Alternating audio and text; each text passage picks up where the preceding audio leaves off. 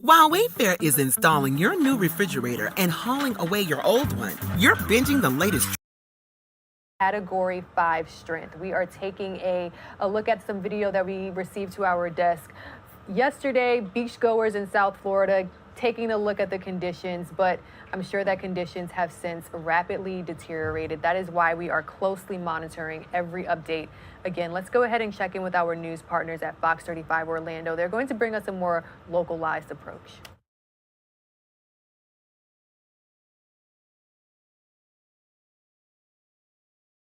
Palm Bay out toward the Satellite Beach area. That's some super heavy rain. A lot of this cranking steadily down to the north and west. We'll cross over 192, approaching the radar site. And as we give you a look at the rain rate, I mean, just tremendous stuff. We have to certainly factor in where this rain is spawning from.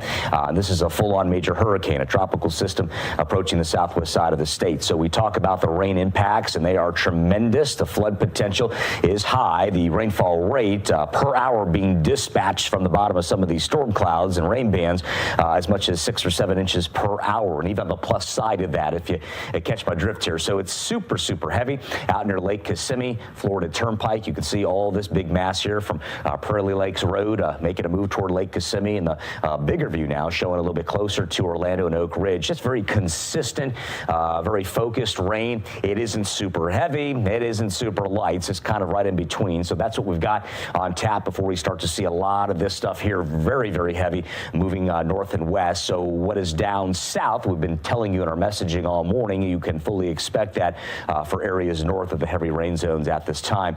There is a look there at Ian. I mentioned earlier that we don't usually see lightning strikes in tropical systems, but when they're this strong, anything is on the table, as we say.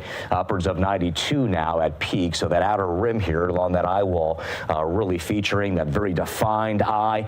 This drawing closer to Cape Coral area now, about roughly 38.4 miles to the southwest there. And a look up toward Venice and Port Charlotte, very heavy rain. We've had a couple tornado warned areas there, mainly through the overnight hours. That is now kind of morphed into a threat that has moved northbound. And we talk about the current watches and warnings. A hurricane warning continues for all the red shaded counties here, and the communities highlighted tropical storm watch, or warning rather, in the orange here, tropical storm watch up near Gainesville and into Gilchrist County as well. And we also have this tornado watch going strong until 5 o'clock today. And Allison, I fully expect to see these rain bands producing the very heavy rain and the risk of tornadoes on tap as we go through the remaining hours here of this day ahead. Even into tomorrow morning, the potential is certainly there. And we talk about the rain as well. Boy, when you got this tropical stuff going on, when it rains, it absolutely pours. That's exactly right. And it's not moving very quickly, so a lot of rain is expected, starting down near Bradenton,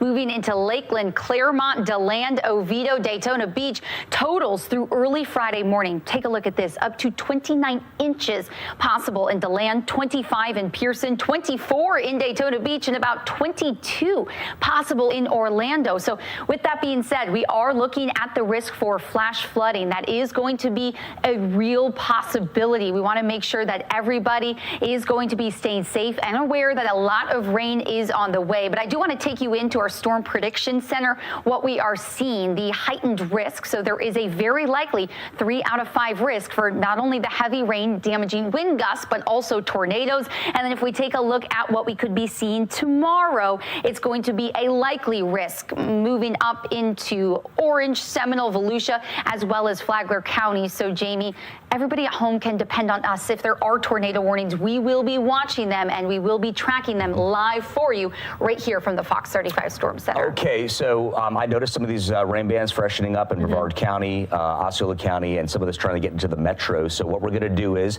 we're going to send it back to the anchor team, and Allison and I are going to survey the radar. I want to see about rotation. I've seen a few areas of concern, not immediate concern, but maybe longer term as we go through about the next hour. So we'll revamp here in the Storm Center. I want to send it back to you now on the desk. Amy, we'll give it over to you now. All right. Sure. Thanks, you guys. Our live team coverage continues this morning. Fox 35's David Martin has been in Sarasota all morning, and I know you were there yesterday too, David, talking to some of the people as they were preparing for the storm, and it felt like people were taking it seriously. Yeah, many of them did evacuate. I was surprised at the number of people, Amy, who did not board up. They may come back to their houses slightly wet after today's big storm. Behind me, look at this, the famous turn here for the Sarasota Jungle Gardens attraction has been toppled here along the Tamiami Trail in Sarasota. The Jungle Gardens has been around since 1939, one of Florida's oldest attractions. This is the intersection of Myrtle and Tamiami. Found it fascinating that the Dollar General across the street is open. We've seen a lot of people coming out of that looking for some batteries and last minute supplies, of course. The Walgreens diagonal, we've seen the lights flicker on and off in the past 30 minutes. So conditions are worsening here in Sarasota. Amy, we're going to send it back to you. All right. Thank you so much, David. Well, Ian's cone of uncertainty has now moved south of Tampa Bay, but that does not mean that part of the West Coast is out of the woods by any stretch of the imagination. Yeah, the storm is huge, right? Huge. So Fox 35's Dave Puglisi is in Tampa. He has got the Fox 35 Storm Team Thunder Truck with him this morning. It doesn't look too bad in Tampa right now, David, but we really thought that that area was going to be hard hit. Now, maybe not as bad. Yeah, I mean, people here are really breathing a sigh of relief and taking advantage of the time they have right now where the rain has really eased up. It was definitely harder earlier this morning. If you've been watching Fox 35 since we came on air at 4 o'clock, you would have seen that there has been some stronger winds and rains that have come through. But right now, things have eased up. Although this rain is starting to kick up here. You can see off in the distance here, the rain is coming from our back as this storm continues to swirl over us. The clouds are harder to see now. We just showed you about them 10 minutes ago as the rain is picked up quite a bit. Another thing to note, the water levels have dropped a little bit here in the bay. Now, it's important to note that the low tide will be about 10:50 today, so part of that could be low tide. Some of it could be from the storm. It's hard to tell given that low tide is so close to now. Now you can see the winds are starting to pick up a little bit. The rain is starting to come back. We did talk to people yesterday who were boarding up in preparation for fear that this could be worse. I'm a little bit excited, but I'm starting to get a little worried because, you have to prepare. You have to take it seriously because. And people have been taking it seriously here. People listen to the warnings, and evacuations for zones A and B happened yesterday. Most people have left. We haven't seen many people around, but those who are riding it out are hoping for the best, although the rain is starting to pick up here. So again, no one's out of the woods. We are close enough to Hurricane Ian that they will be feeling these winds and rains. So we're going to have more of that throughout the morning, but that's the latest in Tampa Bay. Dave Puglisi, Fox 35 News. All right, definitely the rain hitting hard on that lens. Dave, thanks. Seminole County has issued an evacuation order as of this morning. This is for flood-prone mobile homes and anyone who has special needs. Here are some of the shelters that have opened so far. Lake Mary High School and Lyman High School are open. Lake Mary is in Lake Mary, obviously, and Lyman is in Longwood. Midway Elementary is open right now in Sanford. That's right next to Millennium Middle School. Winter Springs High School is also open as a shelter, and Bentley, which is in Sanford, and Layer Elementary Schools, they are also offering shelters for people who might have special needs, especially if you need any kind of oxygen, that needs to stay running. It's really important that you get to one of those shelters. And what tends to happen is people tend to want to wait and say, maybe I'll go later. But now is the time to go if you do need special assistance. Yeah, Jamie's saying he wants everybody to be off the roads by 10 this morning. For sure. We do have a lot more coming up on Good Day Orlando. Fox 35 is your headquarters as we track Hurricane Ian. And we're right. That was the latest from our news partners in Orlando. Fox 35 Orlando, keeping us up to speed on Hurricane Ian. We are taking a live now look from Tampa, Florida. As you can see here, conditions are beginning to deteriorate. We are taking a look at the Sunshine Skyway Bridge, which, of course, as you can imagine, is closed because of Hurricane Ian. Now, with winds caused by Hurricane Ian ranging now up to 155 miles per hour, the Florida Highway Patrol did close this bridge, the Sunshine Skyway Bridge, in both directions earlier this morning. Now, the 4-lane cable-stayed concrete bridge with northbound and southbound lanes is a part of the I-275 in the United States Highway 19. It connects Pinellas and Manatee counties, and this bridge, of course, closes whenever there is a maximum sustained wind of 40 miles per hour or higher. This bridge will remain closed until Ian passes. Of course, Ian now tracking 155 miles per hour. And Florida Governor Ron DeSantis has declared a state of emergency over the whole state of Florida. He did this over the weekend. President Joe Biden has already approved Florida's emergency declaration. This took place on Sunday. And moments ago in a news conference, the governor saying that regardless of Ian's exact track or intensity, there is still significant risk to life. The life-threatening storm surge is what many people are concerned about. Hurricane-forced winds, as well as heavy rainfall along the western portion of Florida and the Florida Panhandle by the middle of the work week, a serious cause for concern. That approval that we saw from President Biden is going to authorize the Department of Homeland Security as well as the Federal Emergency Management Agency, FEMA, to coordinate disaster relief efforts for the entire state. We've learned since 8 o'clock this morning that 5,000 National Guard members have been activated across the state, and they are on standby in case people need to be rescued from their homes. The governor also telling people that now is not really the time to evacuate anymore. We may have missed that window because, as you can see here, conditions are beginning to deteriorate, and honestly, it's just not safe to be on the road at this time. Now's the time to hunker down and make indoor preparations. But again, DeSantis saying that crews are well prepared, well positioned, and equipped across the state to respond to Hurricane Ian recovery, rescue, and of course, cleanup efforts. We'll see more of that after the storm moves out of this region. But the governor speaking to residents in the state of Florida, here's more on what he had to say.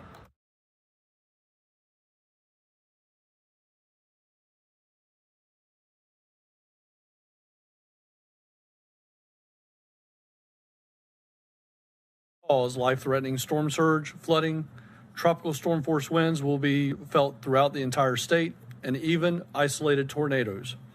I urge Floridians who have made the decision to shelter in place, to stay indoors, and stay off the roads. You do not want to be outdoors or on the roads as a storm of this size is making landfall in your area. It is extremely dangerous. Power outages will occur. If you get a weather alert for a tornado, and as the governor has already mentioned, if you're in the Southwest Florida area, you should make the same preparations as if it is a tornado going over your house. Get to an interior room, free of windows, have stuff to be able to protect your head and body from the debris, such as a blanket, sleeping bag, mattress, or even potentially helmets. If there are flash flood warnings in your area, remember, it is never safe to walk or drive through flooded areas. We continue to coordinate with all of our electrical partners. As the governor's mentioned, there are over 30,000 linemen staged throughout the city, from north central Florida all the way down to Miami. As areas in South Florida and the Keys begin to experience power outages, remember to contact your service provider, not 911, for power restoration. You can also keep your refrigerators shut. If residents have any questions about resources for Hurricane Ian, I urge them to reach out to their local emergency management or public safety office. This storm is here. It is imminent. I can tell you it is a Cat 4 hurricane, nearly a Cat 5. I know all of the emergency management directors in Southwest Florida very well. Combined, they have over 200 years of experience. They're preparing and they're expecting a Cat 5. So, and that please. was the latest from Emergency Management Chief Ed McCrane, providing an update alongside Florida Governor Ron DeSantis about an hour or so ago today, continuing to warn residents about deteriorating conditions. As we take this live now look from Tampa, Florida, you can see that is exactly what is taking place now. The Florida Department of Emergency Management has also loaded 360 trailers with more than 2 million meals and more than 1 million gallons of water in preparation for distribution in areas that are affected by Hurricane Ian. Now, because of Hurricane Ian, again, 5,000 members of the Florida National Guard have been activated and have been pre-positioned at locations across the state, in addition 2,000 National Guard members from Tennessee, Georgia, and North Carolina have also been activated to assist. We've also seen this with linemen, power companies coming from neighboring states, prepping and staging in areas across the state because we will see power outages for days, if not weeks. So we have a lot of resources on standby. Nearly 3,000 ambulances, paratransit buses, and other support vehicles have also been deployed to areas where Hurricane Ian could have a major impact. DeSantis said just a few moments ago, I know we've got a lot of people who just moved to the state of Florida. Just make sure that you are prepared. For a lot of people, this is their very first hurricane, but that doesn't mean that that's an excuse to be ill prepared. Make sure that you all are heeding all warnings. We also got this update from emergency management officials. Chief Ed McCrane, he was providing updates on Hurricane Ian just moments ago. Here's more of what he had to say about deteriorating conditions.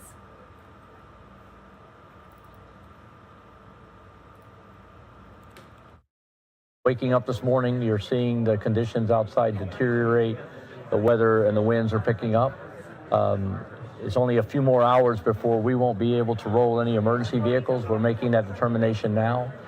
The winds, as I'm doing this right now, are probably 39, but they will continue to increase.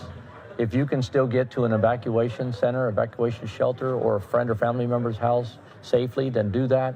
If you get to a point where you have not done that and you are at home, you need to shelter in place. Find that safe room inside your house. Make sure everybody in the family knows where that is. And if things start going bad, you need to get everybody to that room and stay low. So this is a serious storm. We're going to feel this probably for the next 24 hours as it passes to our south. It looks like it's going to be entering Charlotte Harbor and coming right through the county. So do the best you can with the situation right now. But again, if you can safely still get to an evacuation center, please do that. Thanks, Ed, and thank you for everything you do for our community. All right, we're taking a live now look from Tampa, Florida, as we continue to track Hurricane Ian. As you can see here, conditions are beginning to deteriorate. On the left side of your screen, we're taking a live look at our XRAD weather radar. If you're just now joining us, Hurricane Ian is expected to make landfall along Florida's west coast in a matter of hours. Ian is now a very powerful Category 4 storm, packing winds of 155 miles per hour, making it just shy of Category 5 strength. The National Hurricane Center says that Ian is expected to cause life-threatening storm surge, catastrophic winds, and flooding in the Florida Peninsula. Let's go ahead and check in with our local partners at Fox 13.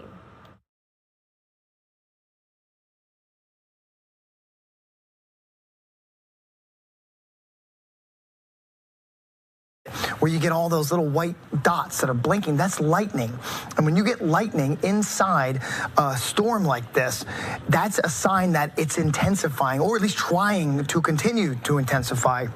So this may be intensifying, or at least holding this strong Category 4 status, or 5 perhaps, on its way to this landfall later in the afternoon. Here's kind of a better look, and I can kind of zoom in and show you where this lightning is.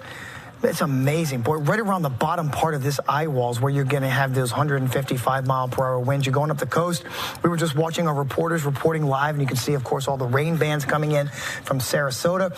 By the way, inside some of these heavier red rain bands, that's where you're going to have those tropical storm force winds gusts. That's where you're going to get your gustiest wind inside the rain bands. I mean, you're solidly in it in Venice, down to Port Charlotte, and as you go up the coast, we're still getting it. Here's a rain band that moved through Dade City into the Tampa area, and more as we get closer and closer to the storm making landfall this afternoon.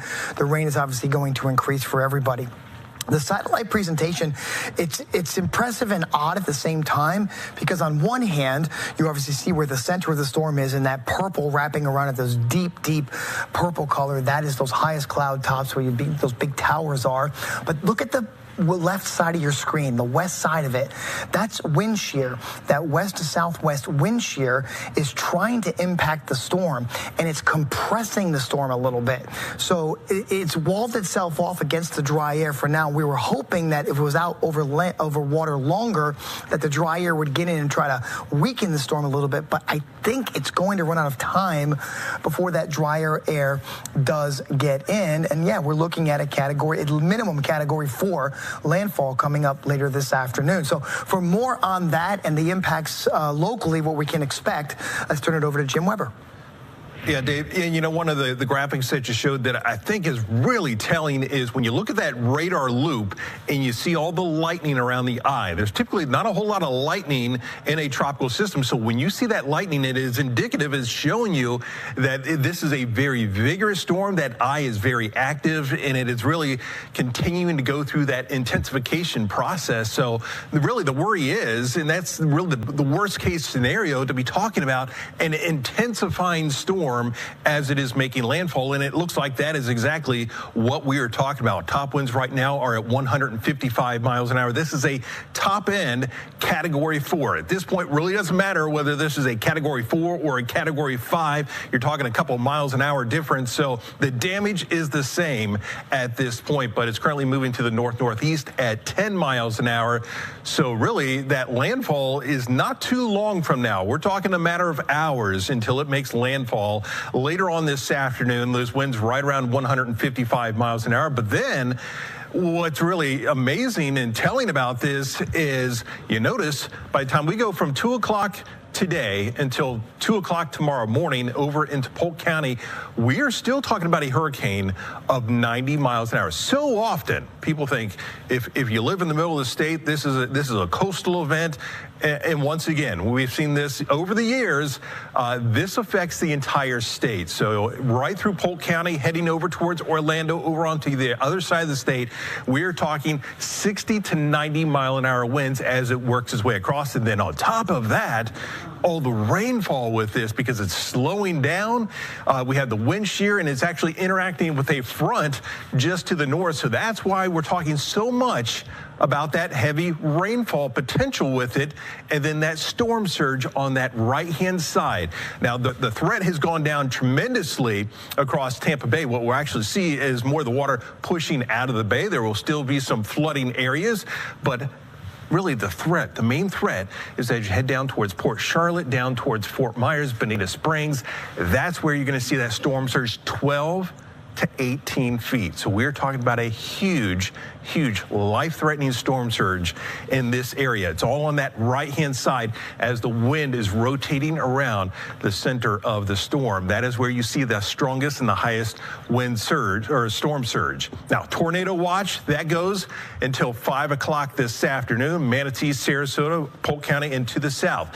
As we head through the rest of the afternoon, quite likely seeing this extended. Some other counties will be added into this, but the highest threat of the tornadoes is on that right-hand side of the storm as well. It doesn't mean we cannot see them on the other side, but that's where you tend to see more of the tornadoes. And then the rainfall. We're talking 12 to 18 inches of rain, with some areas up to about 24 inches of rain. So this is a graphic that you do not see very often. The flash flood risk to see not only high, but so much of the area under that high risk of flash flooding.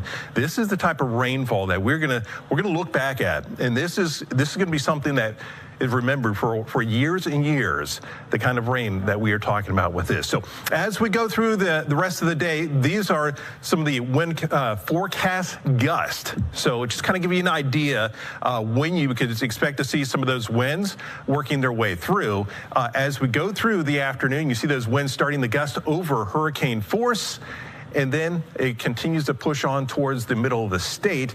And then by tomorrow, we start to see the winds turning more towards the northwesterly direction and starting to settle down. But then by Friday and Saturday, things looking much better. Rainfall amounts, there you see it, really going way up the scale. As far as the impacts that we're expecting, 70+ mile an hour wind gusts, storm surge, mainly to our south, 12 to 18 inches with some areas up to 24 inches of rain possible. Across our northern counties, you will fare better, but still heavy rain up in that direction. And then the winds gusting to tropical storm force. Inland counties, you're going to see those hurricane force winds, or at least gusts to that, as we go through the day into tomorrow, and the possibility of tornadoes as well. And there you see those rainfall amounts, that swath basically cutting right across the state and up towards Daytona. Dave? Okay, Jim, thank you. Stay with us. Straight ahead, President Biden has made some calls to local mayors in Ian's path. We've got more on the federal response to the potential disaster ahead. And Charlie Belcher's in Clearwater at the Clearwater Marine Aquarium this morning.